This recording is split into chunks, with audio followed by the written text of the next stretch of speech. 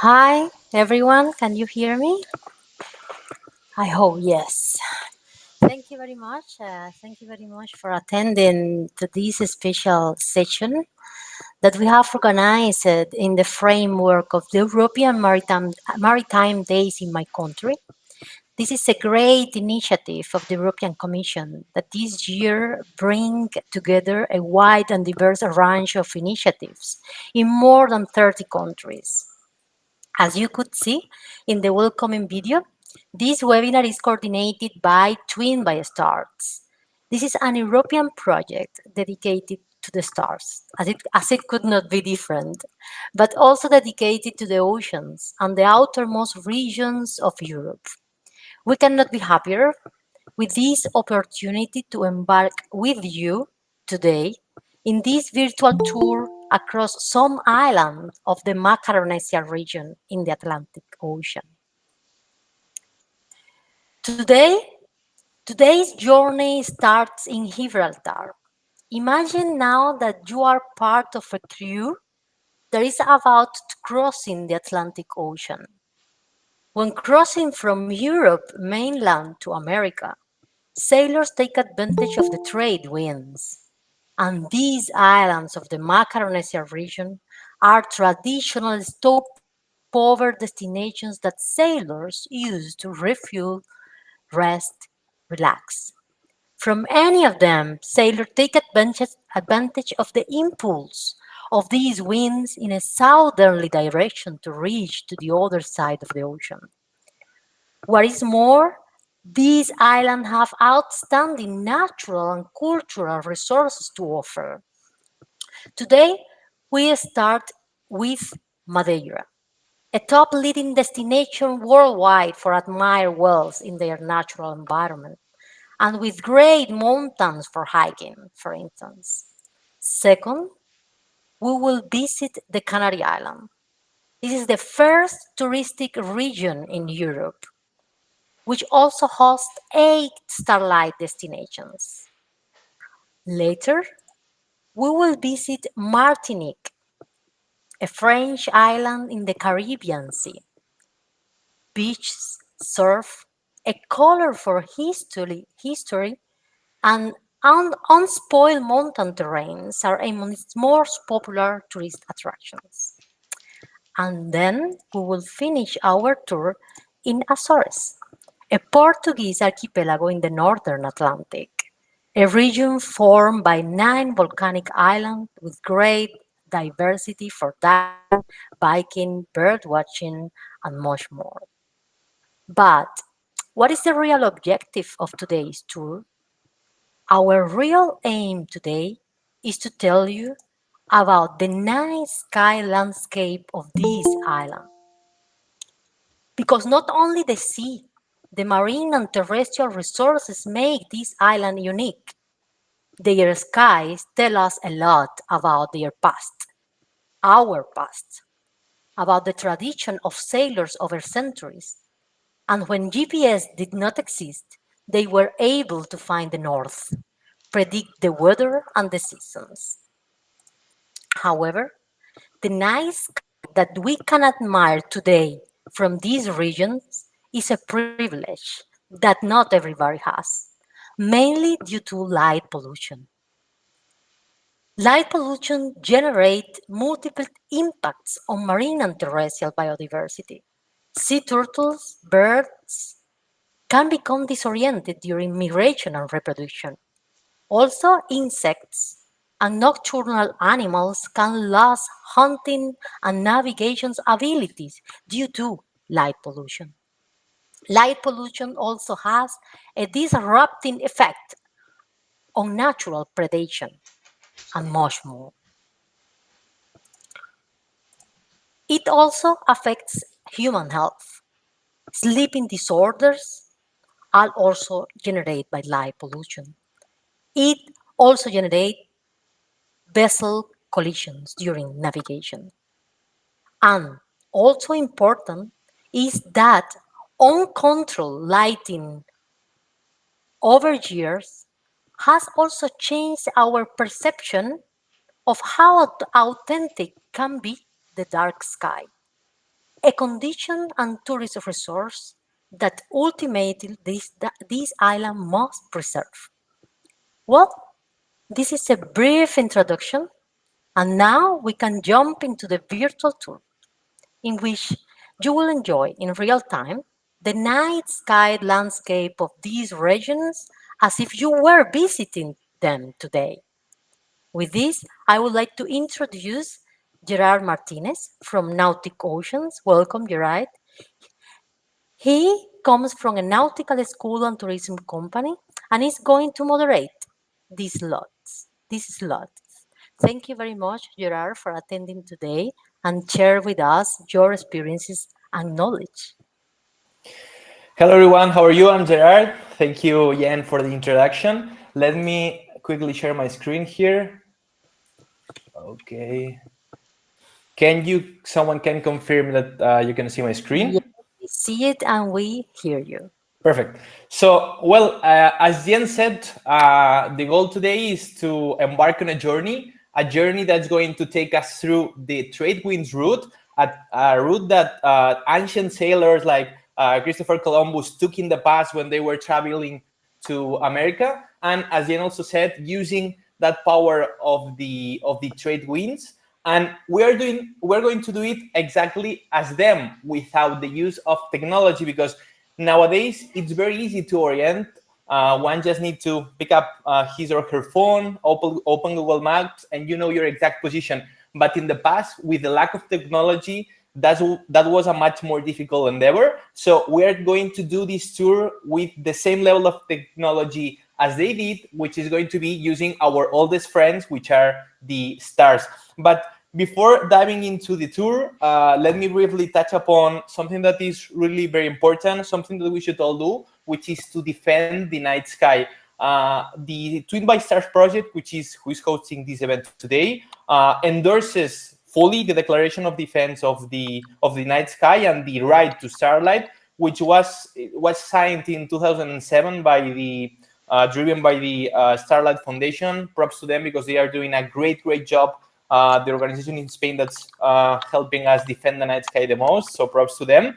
And among other things, this declaration, which is really important, is based on several facts, such as the fact that the vision of the skies of starlight has historically inspired humanity and supported numerous scientific and technical advances. And why is it important to protect the night sky? Well, because the night sky is critical for the benefits that it provides across science, culture, education, the environment, health, and even resource management. And of course, to mitigate the negative effects that it can impose on biodiversity. So again, the goal today is to embark on a journey that's going to be fascinated through the stars.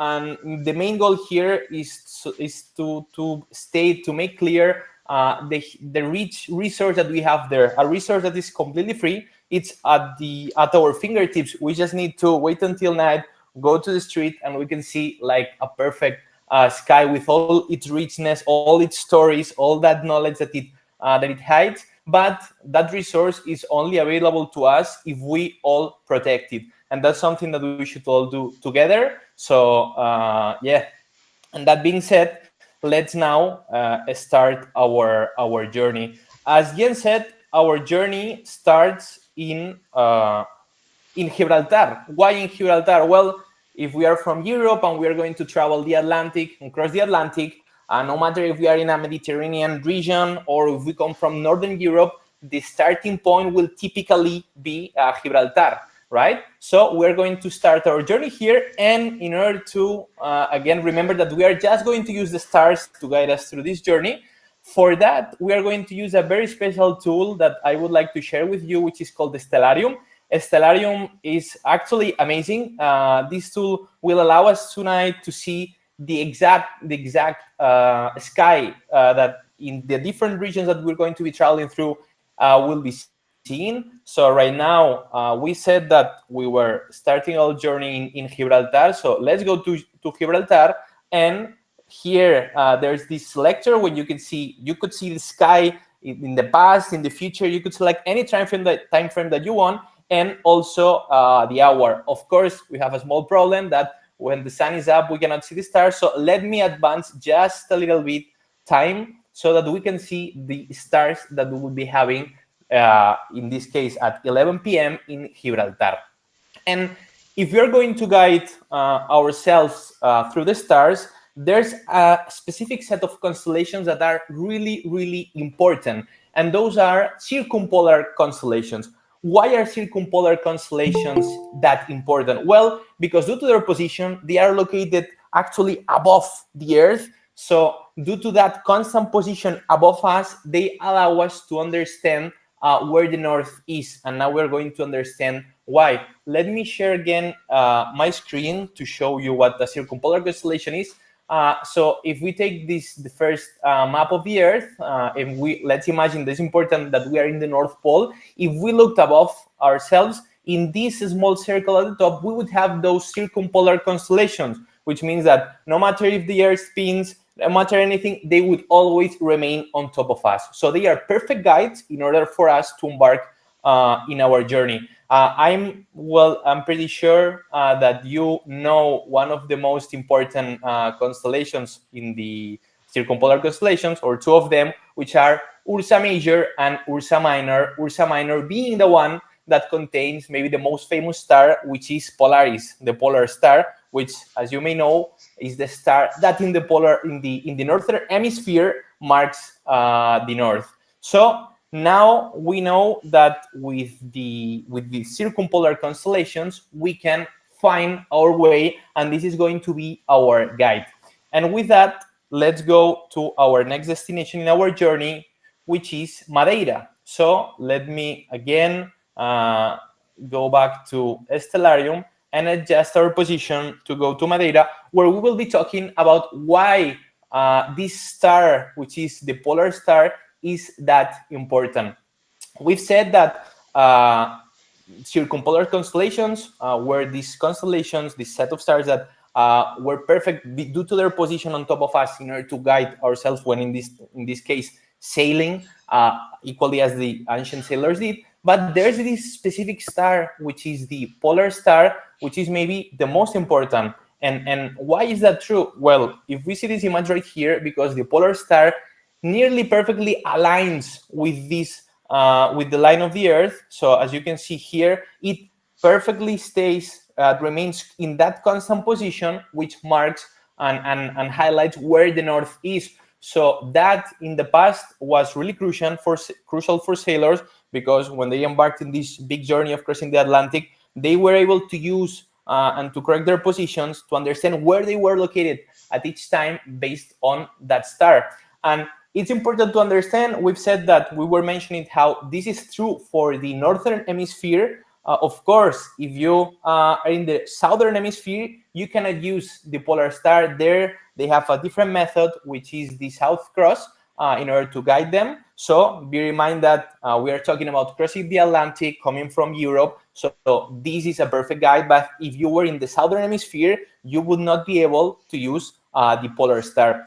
And one question, of course, that we should ask ourselves is, okay, I know that there are these circumpolar constellations. I know that I need to find the polar star in order to orient myself, but how can I find my orient star, the polar star? And this is something that you can do all tonight, very simply, because there are these two constellations, which is Ursa Major and Ursa Minor. You can imagine them as being like, some people see like a card here, some people see a frying pan, whatever you imagine. Let's take the Ursa Major, which is probably the one that you will more easily be able to see at night. Remember that at night you're going to see this, you're not going to have those lines. So here you can see that shape of a frying pan or a shopping cart.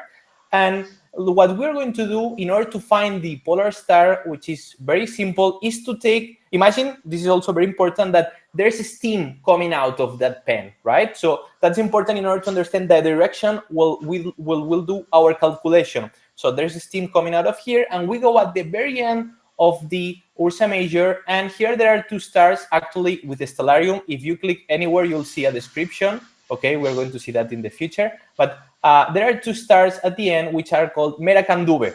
So the only thing that you need to see is to get this distance right here from Merakandube and project that 5 times. So if I do 1, 2, 3, 4, and 5, I'll reach Polaris, right? So this is a very simple way to find the most important star perhaps in the northern hemisphere, and something that you can do and practice tonight. You just need to find Ursa Major, do 5 times the distance of Merak to Dube, and then you'll reach the polar star. So now that we know how to orient ourselves, we are going to be using the polar star. Let's go to our next destination, which is the Canary Islands. And the Canary Islands, traditionally, they were a very important step in this journey of crossing the Atlantic, because it were many times they stopped. It was the last stop where they could stow food and other type of resources before the big travel. Many times an uncertain travel when it comes to the length of the duration. They didn't know when the resources were going to come to an end. So this was like the very important and last stop before doing the actual crossing and using, of course, the trade winds. So let's go, of course, in our tool here in Stellarium, let's go to Lanzarote, for example, okay? And let's see the stars, the sky that they are going to have tonight. And let me stop here for a second, because we've said that we know how to find the polar star Polaris, but we have a small problem, and that is during certain times of the year, and especially for the more temperate regions, the Ursa Major, the constellation that we used to project and to find the Polaris, cannot be seen or hardly be seen. So it's not a good reference in order to find Polaris. So we should ask ourselves, okay, if the more I travel to the south, I'm going to lose Ursa Major, how can I find the polar star, which is my guide? Well, the one answer could be, well, maybe the polar star is the brightest star in the sky, so it's easily spottable. The answer is no, it's not. We'll see which is that star in a minute. But do we have an alternative way to find the polar star, which is, let me advance time just a bit. And here we see how another constellation has appeared, which is Cassiopeia. Cassiopeia, some people see an M, some people see a W. No matter what you see, this is a very important constellation, because if we project these two stars right here, the bisectors of these two stars, the point where they coincide is again the polar star. So the more we travel to the south, the more we are in temperate locations, we are not going to be able to use our prior method with Ursa Major, and we are going to be using Cassiopeia. And actually, Cassiopeia has an interesting and really nice story, which is related to mythology, that I would like to share with you. For that, let me include here these different type of drawings, which I think are very cool, and something that this Stellarium offers us. And what we need to do here is to let's understand the story of Cassiopeia. You see this woman here sitting in a chair. How did she end sitting on a chair? Well, Cepheus and Cassiopeia were married. They had their kingdom, and they had a daughter, which is Andromeda, which you see in front here. And the truth is that Cassiopeia was like had a high esteem. He thought well on herself, and she thought that she was pretty beautiful, and she was boasting all the time that she and her daughter Andromeda, they were really beautiful. They were even more beautiful than the nymphs, than the Nereids. And that comment that was repetitive arrived to Poseidon, which is the god of the sea, and he got really upset, and he said, okay, I'm going to punish you for that, for being all the time saying that, comparing yourself to the nymphs, and I'm going to throw at your kingdom a monster. And this was like a really terrible monster that could destroy, annihilate the whole kingdom. So Cassiopeia and Cepheus, the kings, they went to an oracle to ask for help. Hey, what can we do in order to save our kingdom? And the oracle said the only way, the only solution that you have is that you need to sacrifice your daughter Andromeda. They were, of course, really worried. They accepted their fate at the end. They had nothing else to do, and they were willing to sacrifice Andromeda. And Andromeda was in a cliff, ready to jump and to sacrifice herself. But here we have another player, which is Perseus. Perseus, the truth is that he was in love with Andromeda, and he was a warrior. So he said, I need to do something. So Perseus, with all his courage, went to fight Medusa. You know, that witch which has snakes coming out of her head. That if you look at her in the eyes, you became stone. You get frozen forever. But Perseus managed to defeat Medusa and got her head. And with that, he was able to go to the kingdom of Cepheus and Cassiopeia and defeated the horrible monster.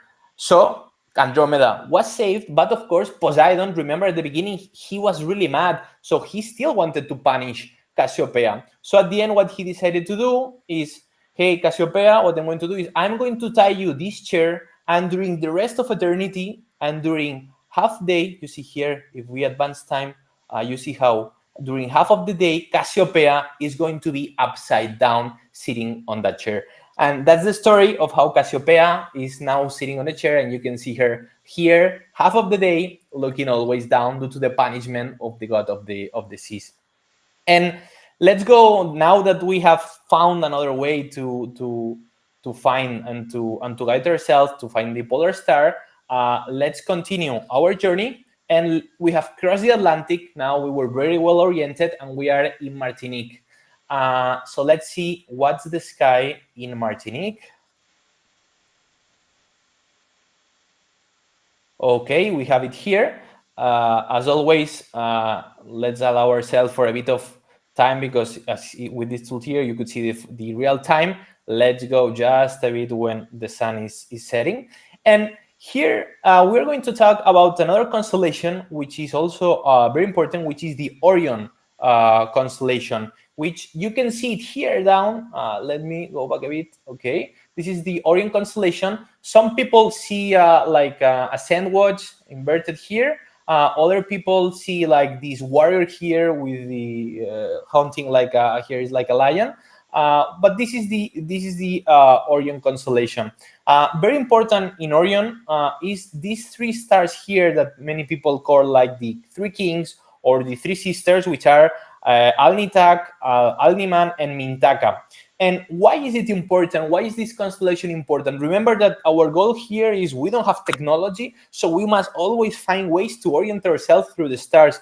And one of the great things is that we've seen how to find the north, which is very important, but through Orion, there's a way to find the west, which you can see it here. And that's because these three, the Orion's belt, those three stars here, if we go advanced time, you see when the sun sets, they exactly set where the west is. So ancient sailors with the sextant, which is a tool that they use to find their position using the sun, they were able to also know where the west is because of this, because the Orion's belt always, when the sun goes down, is perfectly aligned with the west. So this is also, I mean, this is another way to find our position. We found the north. Now we've find a way to find the west. And let's one of the well, let's go to our next destination first in order to see our, which is the next star that we are going to explore. Now remember that we are doing here. Second, but okay. Now we are doing this trade winds route, meaning that we have arrived to the Caribbean, going south. Now, in order to come back to Europe, we cannot go in a straight line. We must travel a bit north, and then we're going to reach the first point that we're reaching in that direction is Azores. So, as always, let's change our sky here. Okay, let's use this location.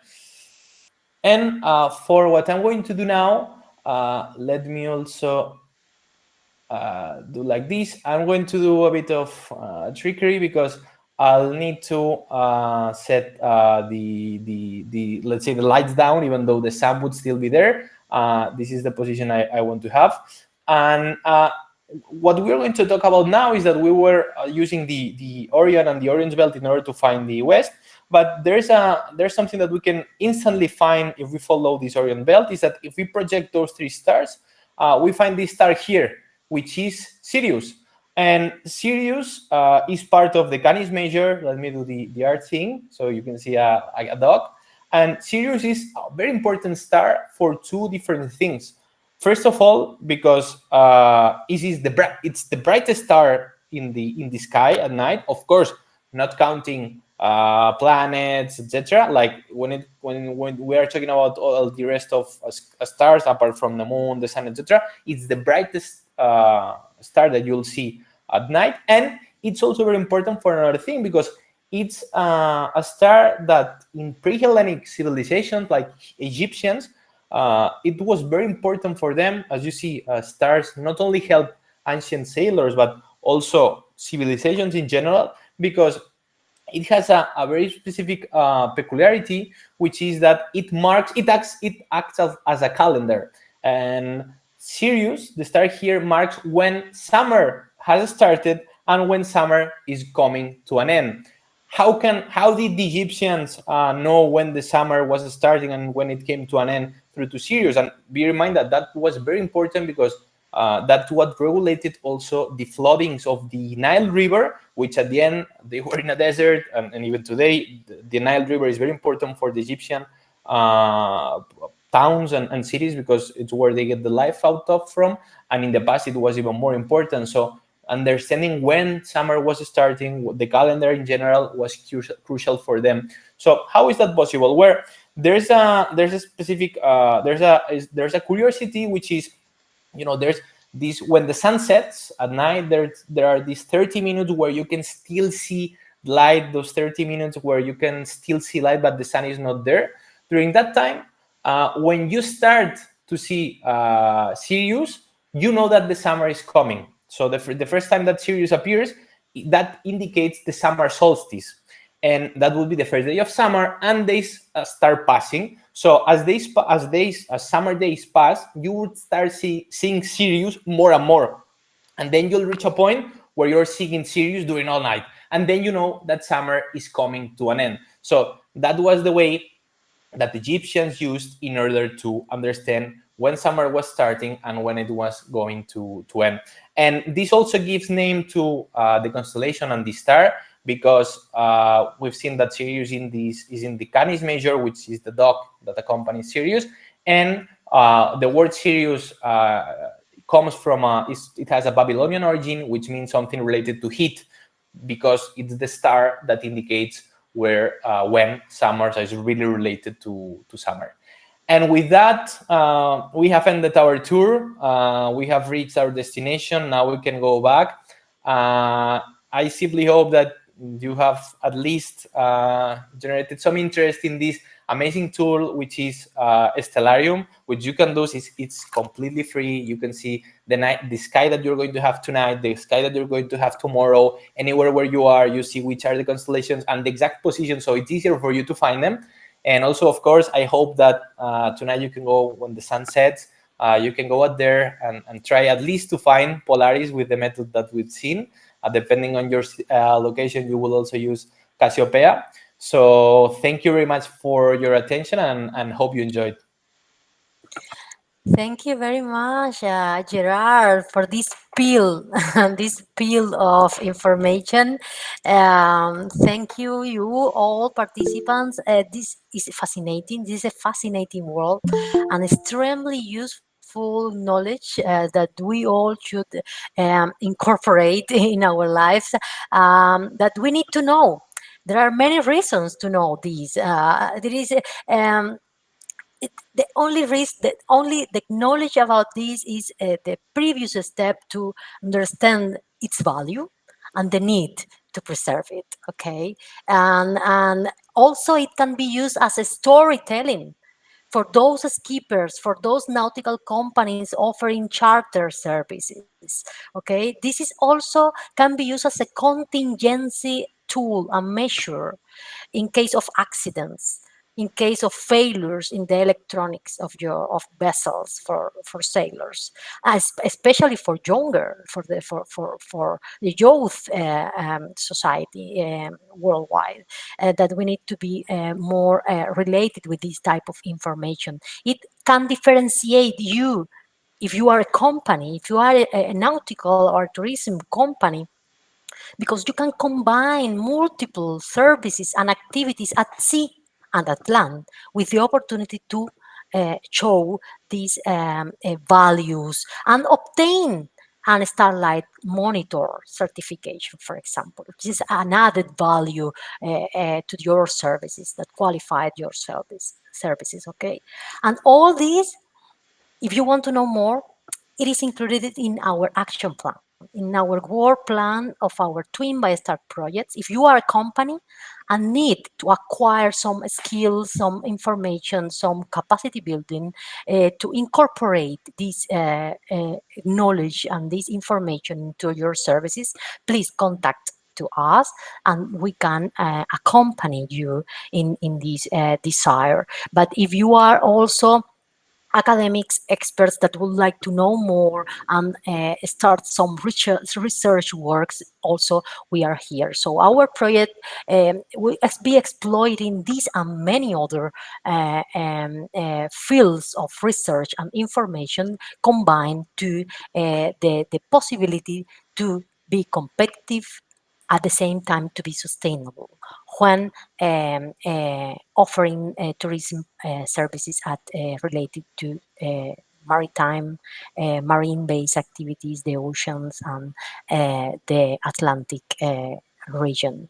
So we have 2 minutes or 3 minutes more. If you want, the chat is open.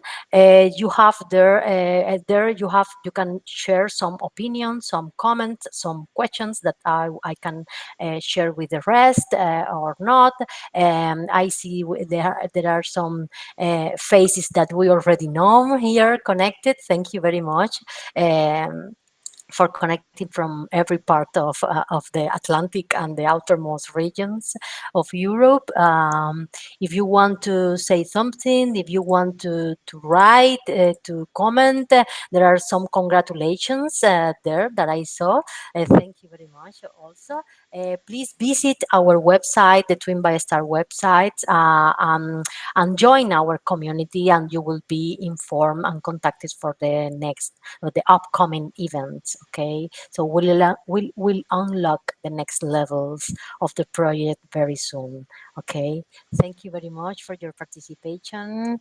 Enjoy it, and please keep in touch. Thank you. Bye bye.